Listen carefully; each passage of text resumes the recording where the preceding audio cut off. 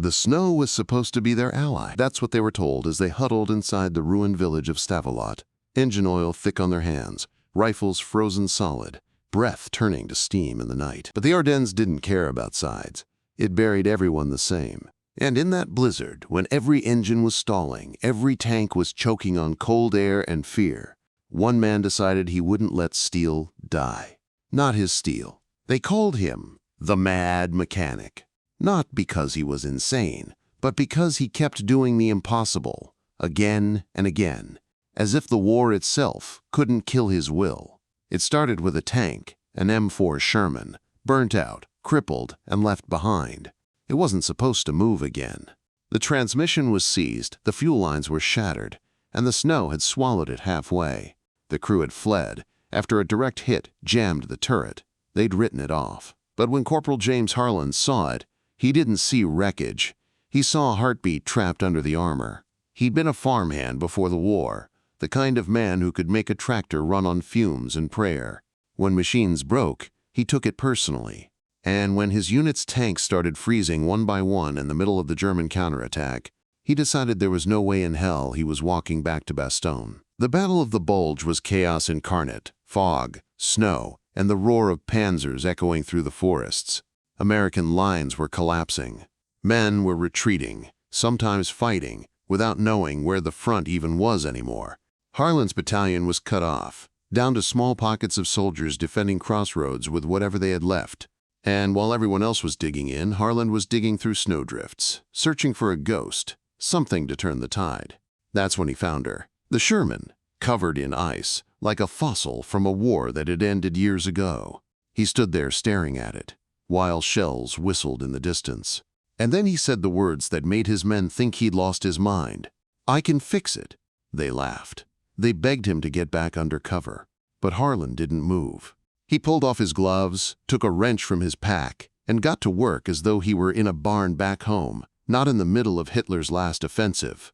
Every bolt he touched was frozen to the core. The metal burned his skin. But he worked through it, whispering to the machine like it could hear him. "Come on, girl," he muttered. "You've still got fight left." His friends thought it was a suicide mission, until one of them noticed the way he was working. Methodical, focused, like he knew exactly what he was doing.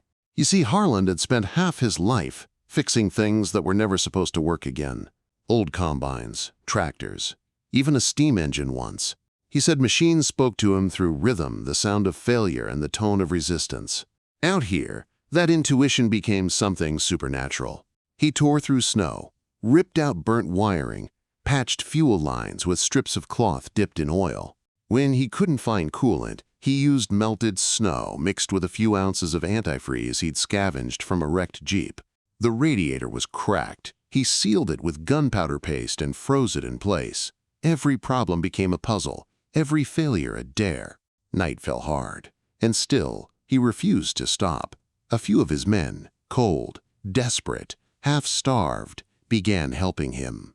They scavenged from the dead tanks scattered around the fields. German Panzer, 4 parts, half-melted hoses, even a working battery from a truck that had been shelled hours earlier. Harlan mixed them all together like a mad alchemist. "Steel doesn't care who forged it," he said. "It only cares who brings it back to life."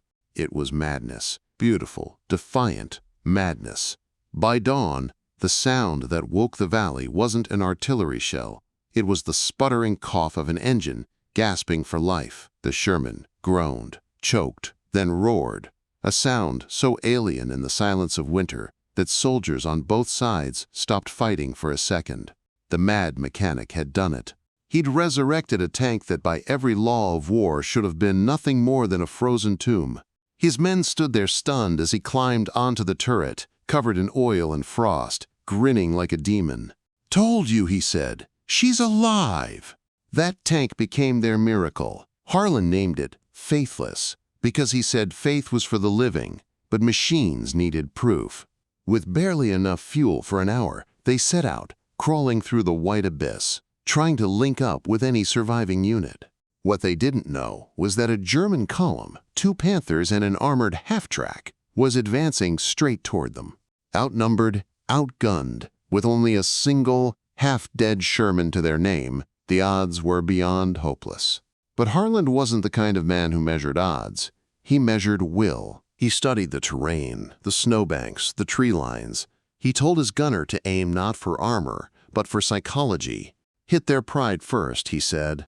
When the first panther appeared, Harland drove straight at it, no hesitation. The Germans thought it was a trick, a trap.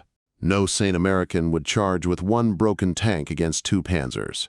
That moment of hesitation gave him his window. The gunner fired. 1 shot.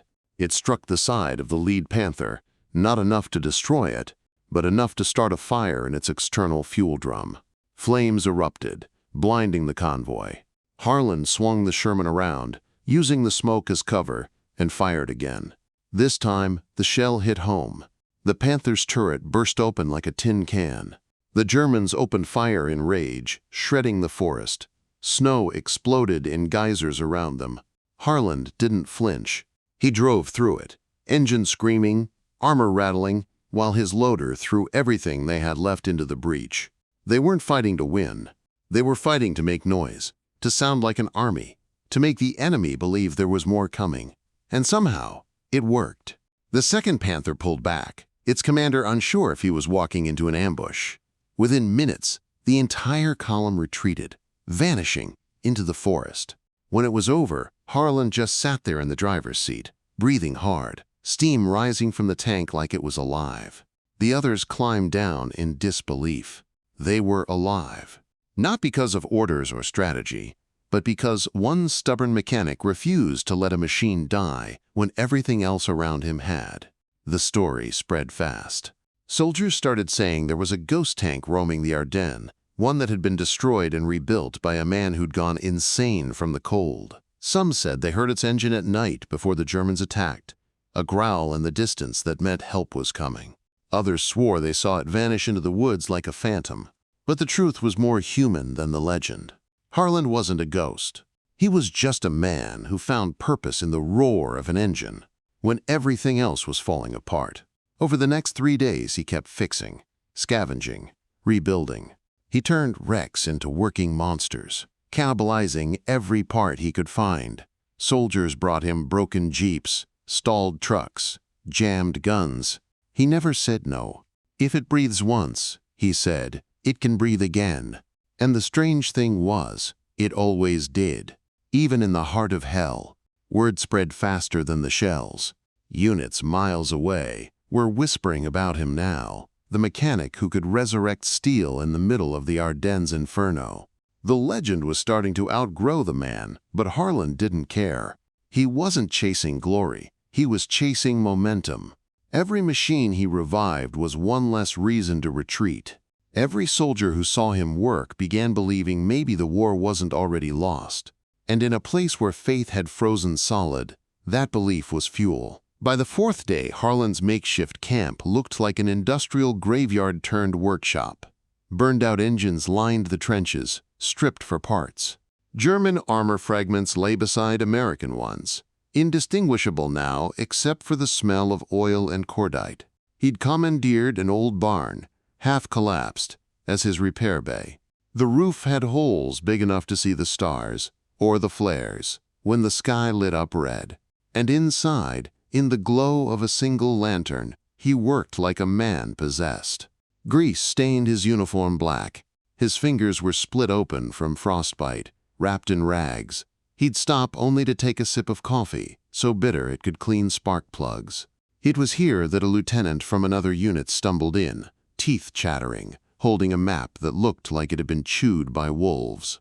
He said his convoy was stuck 3 miles east, engines frozen, supplies stranded, men half dead. If they didn't move soon, they'd be surrounded. Harland didn't hesitate. He grabbed his tools, motioned for his small crew, and said, "Let's go wake some beasts." They set out before dawn, walking through knee-deep snow, carrying wrenches like rifles. When they found the convoy, it looked like a cemetery. Trucks buried in snow, tank tracks half filled with ice. Soldiers slumped in silence. The engines were so cold, they might as well have been carved from stone. Harland knelt beside the first one, popped open the hood, and exhaled a cloud of steam that mingled with the frost. "We're gonna need fire," he muttered. They built small fires under the engine blocks, heating them just enough to melt the frost without igniting the fuel. Then came the delicate part, priming the engines. He had one man rotate the crank while another poured gasoline through the carburetor. Nothing. Then a cough. Then another. And finally, an engine came alive, coughing black smoke into the air like it was spitting death right back in the Germans' faces. The men cheered, but Harlan didn't even look up. He moved to the next one, then the next. By noon, 6 trucks were rumbling again, their engines purring like feral cats. Soldiers who had given up hours ago were now slapping each other on the back, laughing like madmen. The convoy moved, slowly, painfully, but it moved, and that was everything. The lieutenant tried to thank him, but Harlan just shrugged. "Machines don't want to die," he said. "They just need someone to remind them how to live." That night, back at the barn, he sat by the fire with a handful of his men. Snow fell through the holes in the roof like ash. One of the younger privates asked him what drove him, why he kept doing it when everyone else just wanted to survive.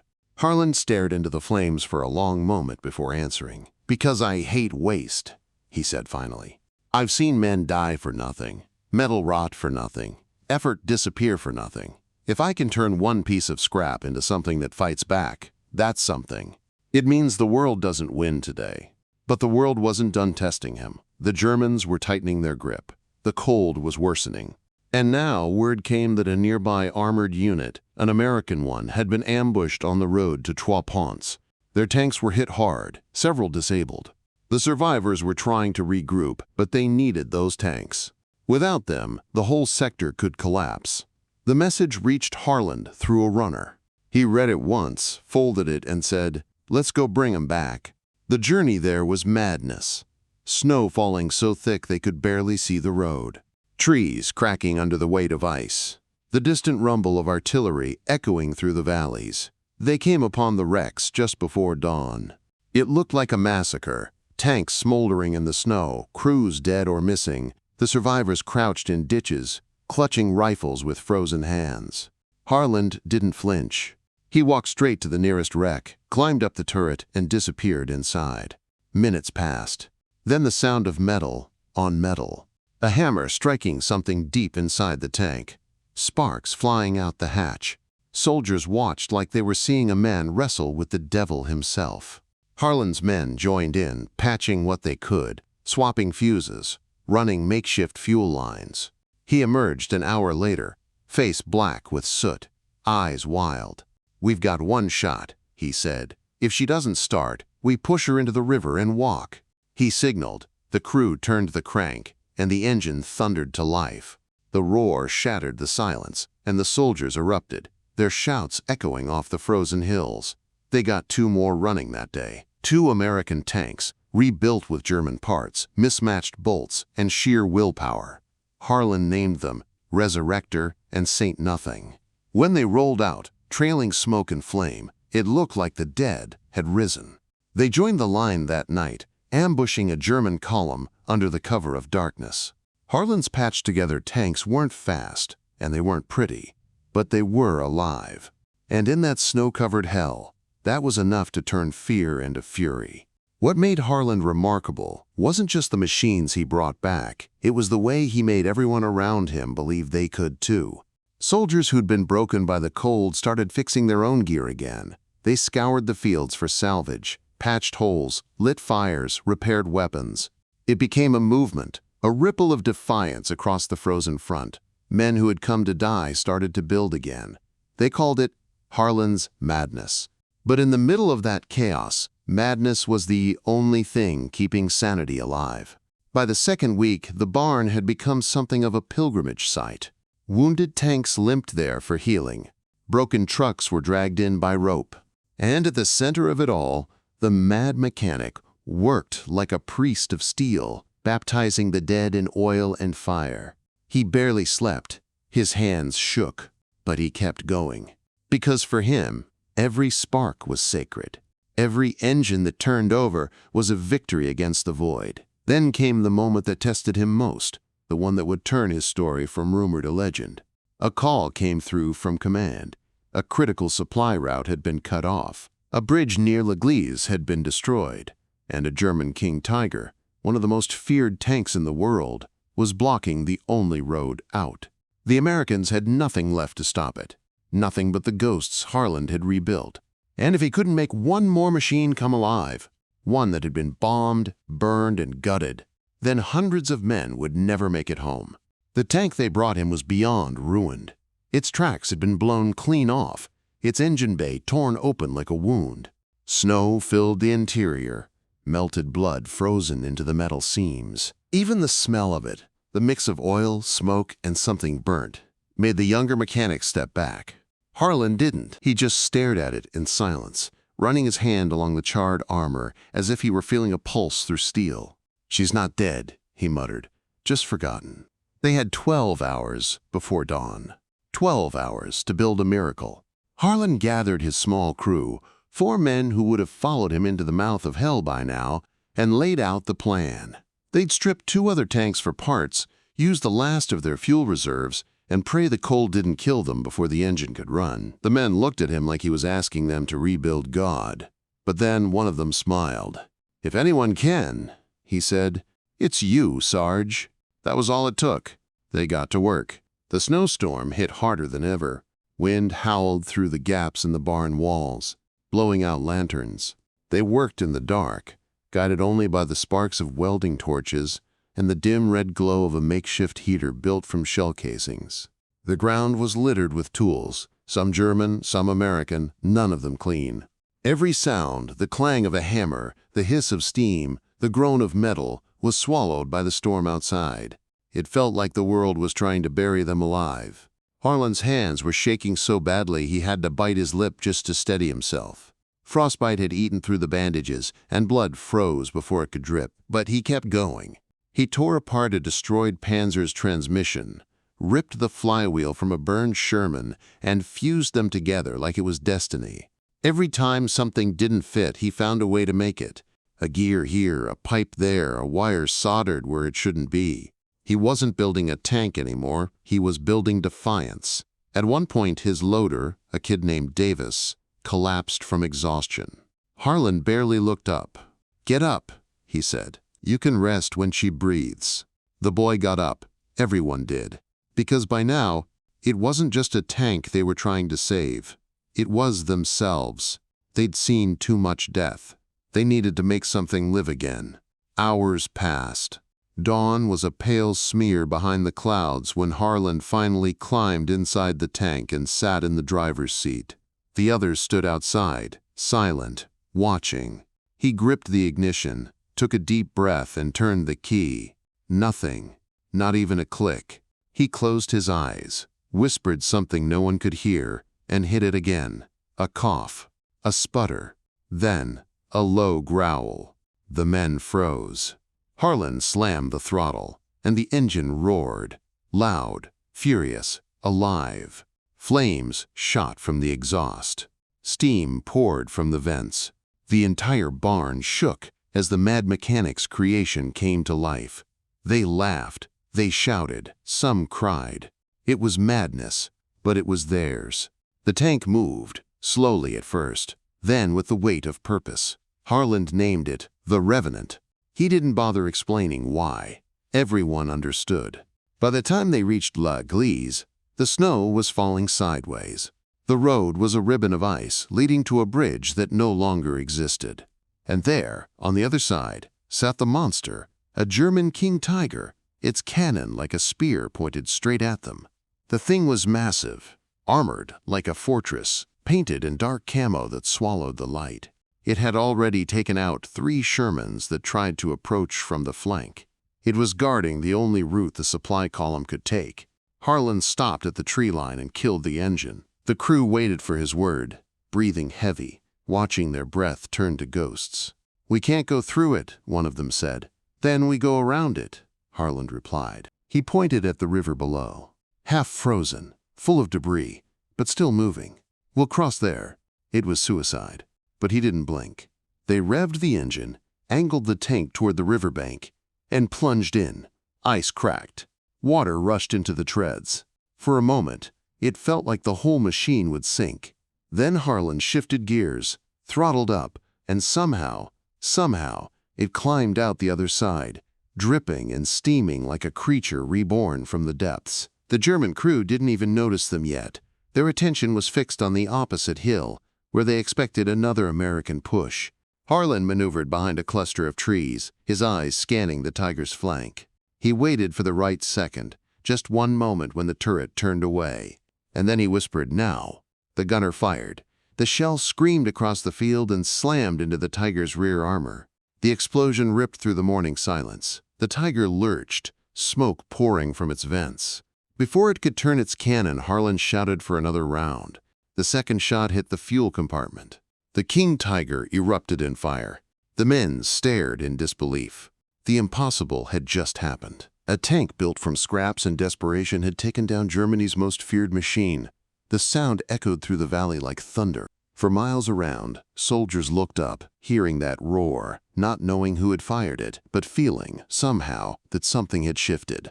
The Revenant rolled forward through the flames, its armor glowing orange from the heat. Harlan leaned out of the hatch, wind whipping his face, eyes blazing. "Bridge or no bridge," he shouted, "we make our own damn road." The supply trucks moved behind them, crawling through the snow. The Americans broke through the blockade that day, not because they had more men or better weapons, but because one mechanic refused to let the machines die before he did. When the fighting finally eased, the Revenant sat smoking beside the river, its tracks half melted, armor scarred beyond recognition. Harlan climbed down and placed his hand on the hull. "Rest," he whispered. "You've earned it." Command later tried to find him, to give him medals, recognition, something official. But by the time they reached the barn, he was gone. Some said he'd stayed behind to keep fixing for the next wave. Others claimed he wandered off into the woods, chasing the sound of broken engines. Weeks later, a patrol passing through Bastogne reported seeing a lone Sherman rolling through the fog. No markings, no insignia. Just a trail of smoke and the faint echo of laughter inside. They swore the driver looked like he was talking to the tank. Whether he lived or died didn't matter anymore, because by then, his legend had already replaced him. To the men who fought in the Ardennes, the Mad Mechanic wasn't just a man. He was a promise that even in hell, as long as someone refused to stop fighting, even steel could find its soul again. Months later, when the snow finally melted and the forests of the Ardennes began to show green again, the war was limping toward its end. The roads that had once been rivers of ice and blood were now clogged with convoys, trucks, and tanks limping home. Among them was one machine that everyone recognized but no one could quite explain. The Sherman they called the Revenant. It was covered in mismatched armor plates, German treads welded onto an American chassis, bullet holes filled with molten steel.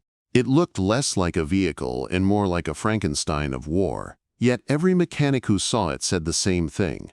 It purred smoother than any tank that came out of Detroit. They brought it back to a repair depot near Liège, a kind of graveyard for the survivors. Mechanics gathered around it, curious, almost reverent.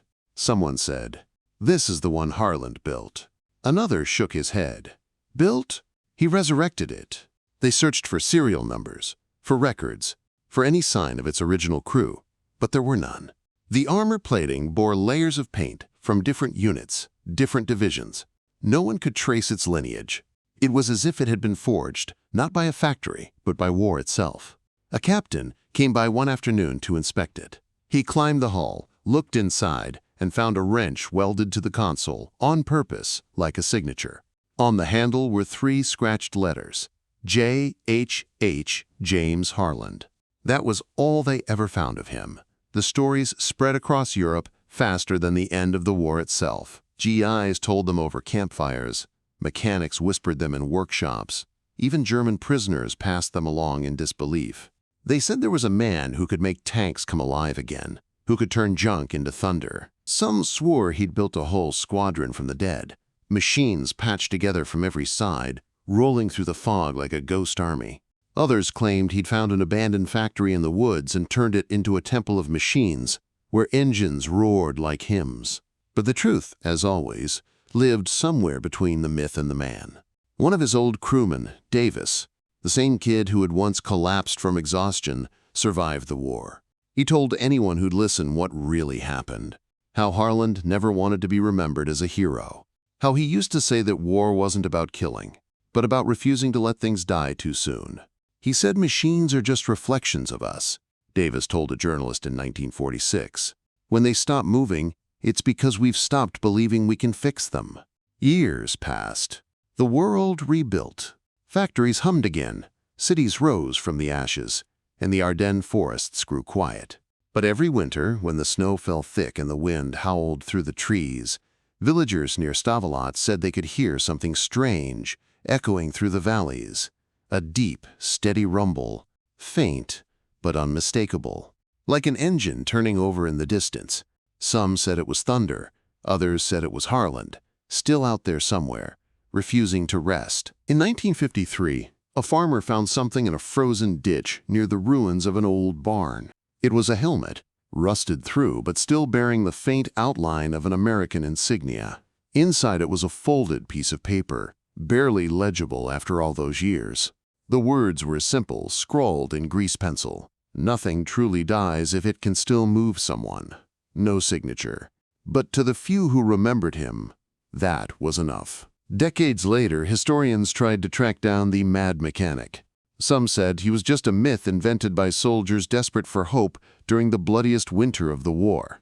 Others found fragments, maintenance logs showing unauthorized repairs, tanks that shouldn't have existed but somehow did, eyewitness accounts too consistent to ignore. They pieced together a picture of a man who lived in defiance of the impossible, a man who could take what was broken and make it roar again. But the legend of James Harland became more than a war story. It became a kind of parable whispered among soldiers, engineers, even ordinary people who refused to give up on broken things. Teachers told it to students, fathers told it to sons, old mechanics told it to apprentices hunched over busted engines. Remember Harland, they'd say, the man who brought a tank back to life when the world said it was over. Because in the end, his story wasn't really about machines at all. It was about what happens when you stop asking whether something can be fixed and just decide it will be. When the world freezes you out, when everything you've built collapses, when all you've got left are your hands, your will, and a bit of fire, sometimes that's enough. That was Harland's real gift. Not just to make things move, but to remind others that they could too. And so the Ardennes sleeps again now, quiet, peaceful, covered in a blanket of white. The rivers run clear where once they ran red. But if you ever stand there at dusk, when the fog rolls in low and the world feels too still, you might hear it. A faint clatter of gears, a low engine hum, maybe even a laugh carried on the wind. Not loud enough to scare you, just enough to make you wonder. Maybe it's just the echo of a story. Or maybe, somewhere deep in that forest, a machine still breathes, waiting for the hands of a mad mechanic to wake it once more.